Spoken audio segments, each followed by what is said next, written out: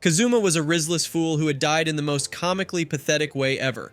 However, he was given the chance to reincarnate into a world of magic by a goddess, whom he made sure to take along with him. Now he's trying to make a name for himself as a broke-ass adventurer with a useless goddess while he gathers a harem of weird-ass girls to help him complete the task of defeating the Demon King. One evening, Kazuma was at the guild writing a letter to his parents about his recent adventures and how he was going to be a proud baby daddy even though he had as much riz as an ostrich. The next moment, some of the female guild members recognized him as the guy who defeated one of the Devil King's generals, so they flocked to him. The girls began screaming their heads off like they were at a Harry Styles concert when he told them there was plenty of him to go around. While they crowded around him, he tried to get them to settle down until he felt the softest, bounciest plots against his back. Now, being the cultured fool that he was, Kazuma leaned into it a bit, but the owner of the milkshakes had other plans because she began thrusting her hips forward. Kazuma calmly told her to cut it out, but that only made her go harder, so he screamed, saying he wasn't a cheap-ass man who smashed without going on a date. The moment the lady told him she was doing it because she liked him, Kazuma realized he was being held by Sylvia, which made him cry out in fear. Fortunately, he woke up the next moment screaming like a crazy person, but glad it was all a dream. The next morning, Aqua asked Megumin if she'd seen the bottles of wine they had received as souvenirs from the Crimson Demon Village, and Lalatina, who was drinking coffee at the table, told her that she'd found the bottles empty, so she'd thrown them out. Aqua thought it weird that they were finished, as she had no memory of drinking them, so she asked Kazuma if he'd drank them. However, Kazuma was too busy trying to perfect his mysterious bad boy pose, so he didn't respond to her question. Aqua walked over to him and repeated her question, but the stupid idiot began staring at the rising sun as though he were on the set of a cringe romance movie and began talking nonsense about the wind. This made Lalatina voice her concern about his mental health, but Megumin assured her that he was at that stage in his life where being delusional was the only way forward.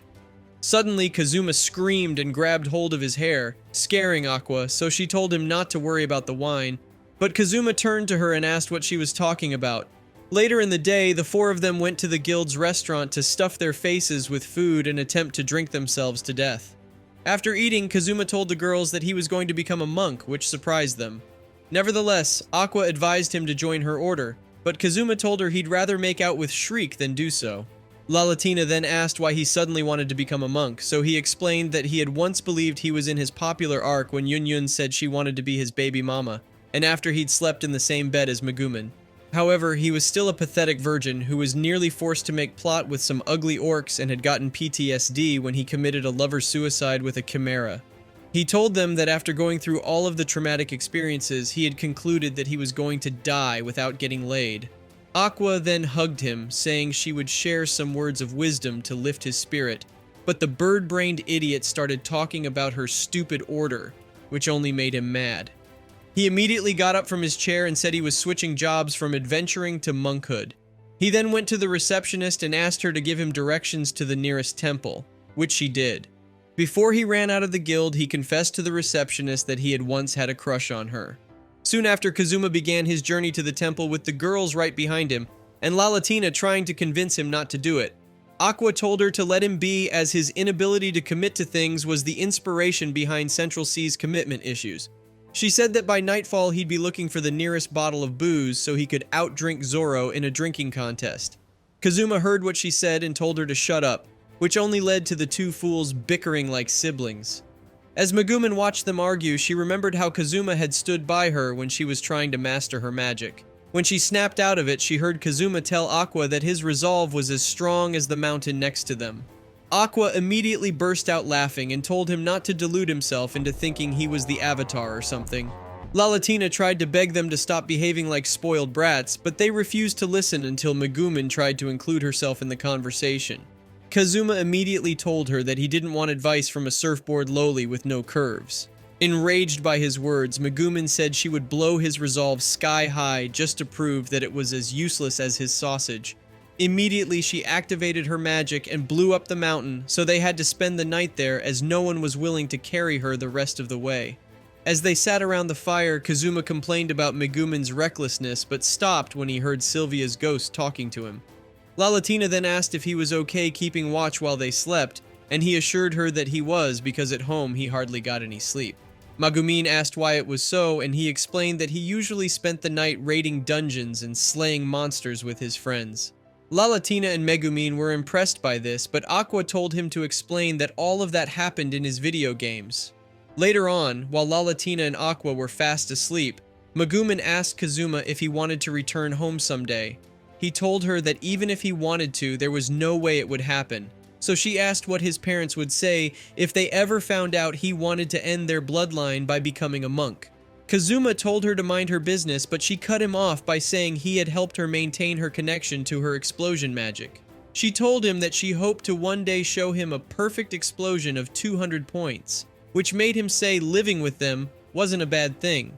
When she reminded him that they were yet to receive their reward for saving the Crimson Demon Village, Kazuma said it wouldn't be a bad idea to hold off on his dreams of becoming a monk. Megumin told him that she liked how their lives were and wouldn't like to chance their occasional brushes with death for anything. But Kazuma only looked at her like she'd gone cuckoo because he'd very much like to stay alive. The next moment she placed her hand on his and continued speaking, but stupid Kazuma didn't hear a word of what she was saying because he began freaking out. By the time he convinced himself that it was a harmless touch and turned to face her, she was already fast asleep. The next day, they continued on their journey to the temple but stopped when they came across an injured girl. Aqua tried to go to her, but Kazuma stopped her, saying she was a monster in disguise since his monster detection abilities were going crazy. However, Aqua and the other girls insisted on helping the injured girl even though Kazuma read through the guild's monster book and told them that she was dangerous. Before he could stop them, they ran to her and Aqua tried healing her until she realized her bandages weren't real. Kazuma pulled out his knife and tried explaining that the girl was the type of monster that lured its victims by acting vulnerable. When the girls noticed the knife, they tried to stop Kazuma from harming the girl. However, the girl began speaking and asked if Kazuma was going to slay her, which made him hesitate as he began wondering if he was doing the right thing. Aqua then took the chance to give him some words of wisdom about how if he was having second thoughts, he didn't have to go through with it. The monster girl then apologized for being a monster and said that it was the first time she had spoken to humans. After she told them that if she were to be born again, she hoped she'd be a normal girl, Kazuma changed his mind. As the group continued their journey to the temple, Kazuma suddenly stopped, but Aqua thought it was because he had a stomachache, so she offered him some toilet paper. Kazuma told her that was not the case and said he'd forgotten something, so he ran back in the direction of the monster girl. As he ran, he made up his mind to bring her food every day if he could pull off a talk no jutsu and convince her not to eat people. Upon reaching there, he noticed the girl acting strangely, so he hid behind some bushes and watched her. The girl, who had no idea she was being watched, complained about how she lost some good food and wondered if it was because of how she'd spoken. Kazuma kept watching her as she practiced her lines and cackled like a witch, but he didn't do anything until she pulled out her last victim from the earth. When she noticed him watching her, she begged him to pretend that he hadn't heard anything, but Kazuma had other ideas. When he finally returned to the girls, he was acting strangely and told them it was time to return home. Dumbass Aqua still thought he'd gone to take a dump and asked how he'd wiped his butt with no toilet paper. Kazuma told her that wasn't the case, but she ignored his words when she laid eyes on a mallet attached to his luggage. Aqua asked where he had gotten it, and he told her it was on a body he'd buried earlier. However, she felt she'd seen it before and tried to get a closer look. But Kazuma refused to let her take it, and the two ended up struggling for it. Just then, some gold coins fell out of it, and that's when they realized that it was a magic mallet. Immediately, the gold-digging bunch agreed to return home because they had finally hit the jackpot. As they made their way into the city, Kazuma was so pleased with himself that even Saliva's ghost wasn't enough to make him feel bad. Aqua then asked if he could buy her some wine, and he told her that he'd buy her whatever she wanted since he was loaded now. Their conversation was interrupted by Chris, who asked why they were so bubbly. Lalatina told her it was because they were on their way to celebrate Kazuma's return, and asked if she'd like to join them. Chris declined their invitation and said she had something important to do, so she bid them farewell and ran off. After she left, Megumin asked Kazuma if he'd buy her a new robe, and he said he would before reaching into his cape to retrieve the mallet. However, he couldn't find it as it had been swiped by Chris, which made him scream. Later that night, Kazuma lay on the floor sulking, and Megumin told him to cheer up as it wasn't the end of the world. Aqua then pulled up with a bottle of wine and laid down on her futon to sleep after she said Kazuma was back to being a broke-ass loser. However, before she could drift off to La La Land, a knock sounded at the door, and almost immediately, she and Kazuma went outside to attack the poor, unsuspecting fellow. In the end, La Latina gave them matching bumps on the head because the man they attacked was her family butler. When she asked why he had come, he said that her only asset was in danger, making Kazuma ask if her plots were going to be reduced since her jugs were the only assets she had. The butler said that wasn't the case before handing La Latina a letter with the royal seal on it to read. After reading the letter, La Latina began acting strangely, so Kazuma demanded she hand over the letter to him, but she refused, saying it had nothing to do with him.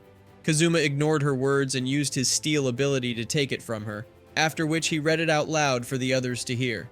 From the letter, they learned that Iris, the first princess, was inviting Kazuma for dinner so he could tell her about his heroic exploits. La Latina tried to convince him not to accept it, but he and the other two idiots decided it was their turn to join the big league. If you've watched up to this point and want to know what happens next, let us know by commenting, "Rip Aqua." My fellow Rizzlers, if you enjoyed this video, make sure to click on this next one right here and keep on laughing.